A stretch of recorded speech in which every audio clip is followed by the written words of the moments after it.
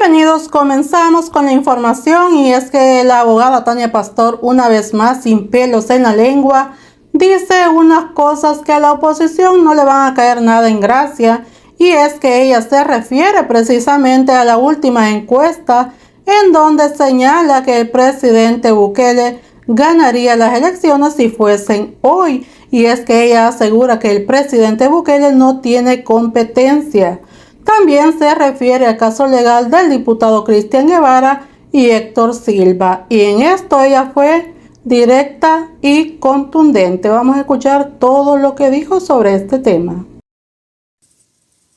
Errónea, la falta de liderazgos y de poder crear una opción para la población y además ratifica el liderazgo del presidente Bukele, ¿verdad? Yo creo que eso ya, como lo dijo alguien en alguna ocasión, ya no es una fotografía del momento, ya es un video de la realidad, ¿verdad? Ya esto se viene reiterando en diferentes encuestas de diferentes casas, universidades inclusive, y algo siguen haciendo mal en las oposiciones, algo no han terminado de comprender, y es difícil porque no tienen líderes. Entonces ahí es donde yo hablaba, necesitan crear, trabajar nuevos perfiles que se consoliden como líderes más adelante, de la misma manera que lo hizo el presidente Bukele. El presidente Bukele se formó en 2 alcaldías y eso le permitió en sus buenas gestiones pues crear ese liderazgo, crear esa buena imagen que le permitió explotar su liderazgo, porque también es que el líder no es que nace ya, no es que se va a formar, vamos a crear una personalidad de liderazgo. Esas muchas de las veces ya vienen y nada más es de explotarlas o desarrollarlas,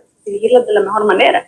Y eso es bien difícil, encontrar personas con esa capacidad y trayectoria a la misma vez. Entonces, yo creo que las oposiciones deberían de tener ya claro quiénes son los que van a formar como líderes y que ya se están formando, en mi opinión, ¿verdad? Pero en cuanto a la encuesta, solo ratifica lo que se ha venido dando y creo que está claro para todos que el presidente no tiene competencia. La encuesta también refleja el tema de seguridad, ha sido como el mayor logro que ha tenido este gobierno. También vemos como educación. También. A pesar de que los niveles han bajado en las evaluaciones finales que se realizan en términos de educación, bueno, no conozco el dato del por qué se haya incrementado la buena impresión o la buena imagen en este tema por parte de la ciudadanía hacia el gobierno local, hacia el gobierno central. Sin embargo, pues el tema de seguridad ya lo sabemos, que lo importante aquí es ver que sea sostenible en el tiempo y eventualmente sin necesidad del régimen de excepción, ¿verdad? Sino que ya como política integral de seguridad que se implemente permanentemente en el Estado, y cómo va a beneficiar también esta nueva faceta donde incursiona el señor Alejandro Guzmán, que tiene una visión de verdad disruptiva y ojalá y se le apoye con los recursos, se le apoye con todo lo que necesita, porque este hombre ha entregado tanto por El Salvador y los salvadoreños que no hay que desaprovecharlo. De verdad que es una bendición que lo tengamos de nuestro lado y que quiera seguir aportando para El Salvador, y esta vez ya desde el gobierno, y por eso es que de verdad hay que apoyarlo en todo lo que necesite, porque significa salir, no solamente dirigir políticas o focalizar algunas materias de prevención. Él lo ve como algo más estructural, él es disruptivo hasta en su visión de cómo mejorar todo el Salvador, es decir, todo, no solamente focalizar algunas inversiones en materia de prevención, sino que trabajar El Salvador completo para mejorarlo como país, mejorarnos como ciudadanos, pero dedicarle más a esas áreas y dejar paradigmas o dejar estereotipos que tenemos en donde solo los alumnos más sobresalientes tienen acceso a oportunidades de desarrollarse académicamente, no solamente en universidades, sino que en cuestiones técnicas, porque también hay alumnos que tienen menores calificaciones y que también merecen la oportunidad, ¿verdad? Él es disruptivo en su visión y de verdad yo creo que va a ser un gran aporte al tema de seguridad, y se va a mantener el tema de seguridad por mucho tiempo como un gran capital para el presidente y el Partido Nueva Ciudad. Política del asunto, yo creo que ya es más un aspecto de campaña, porque esa es su valoración personal. No sabemos si eso va a coincidir con una valoración judicial o eso si podría calzar con una valoración judicial. Esa es su valoración como político, es un claro opositor. Entonces yo creo que decir algo así es, en su opinión personal, lo que pasaría, pero no lo sabemos, porque cada uno al final se formaría una opinión diferente si tenemos acceso a esos documentos, pero al final el que va a tener acceso es el juez, y el juez lo que va a dictaminar no es sobre esos documentos en sí, sino si la afirmación realizada por el señor Silva en su momento, en donde dijo de que la empresa, me parece, no recuerdo exactamente las palabras, pero que la empresa que había sido adjudicada con en licitaciones actualmente, tenía vínculo con el diputado, pero si acaso los tuvo en el pasado, es decir, es algo relativamente simple. Si los tuvo en el pasado, no los tiene en el presente. Es decir, parece hasta tonto, pues, pero si no se logra probar que en la actualidad, así como él lo afirmó, los hay, entonces ya perdió el caso. Independientemente de todo lo demás, que puedan ser valoraciones políticas que eventualmente van a salir a la luz, que no van a influir en el caso en sí, sino en la opinión quizás sobre el diputado actual Guevara, jefe de fracción. Yo creo que el jefe de fracción está ayudando a formar un gran liderazgo de oposición en la persona de Héctor Silva, que se está escribiendo una trayectoria que lo puede proyectar como futuro líder de oposiciones.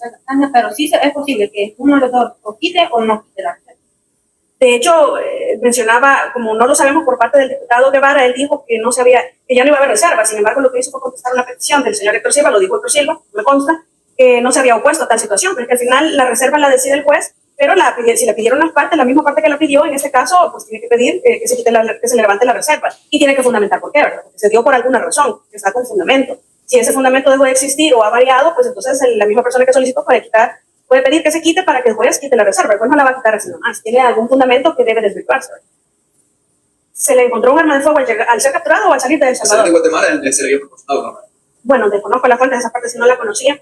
Se mencionó en la entrevista que lo liberaron las autoridades salvadoreñas. Yo creo que de eso no cabe duda, porque si estaba bajo la custodia de las autoridades penales de centros penitenciarios de El Salvador y ahora está capturado allá, porque las autoridades lo liberaron.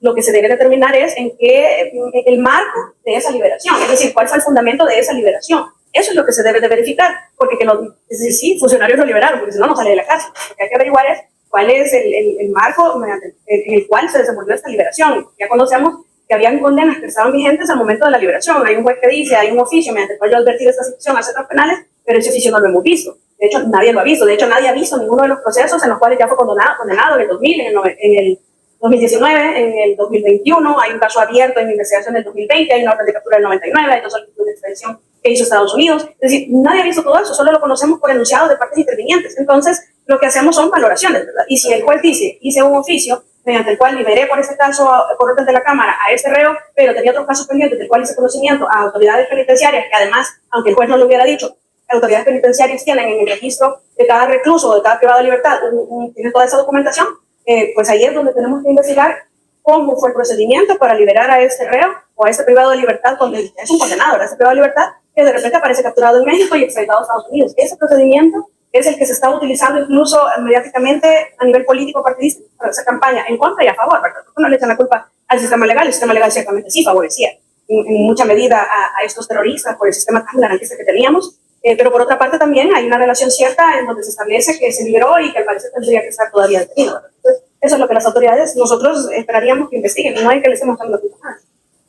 Ahí tienen ustedes las declaraciones de la abogada Tania Pastor, y es que nadie da un centavo por estos candidatos de oposición, porque solo con payasadas salen y no tienen propuestas serias para el pueblo salvadoreño, y menos sabiendo que son parte de partidos que en el pasado le hicieron mucho daño al pueblo salvadoreño y que traicionaron su confianza. Llegamos al final de este video. Suscríbanse, dejen sus comentarios y será hasta un próximo.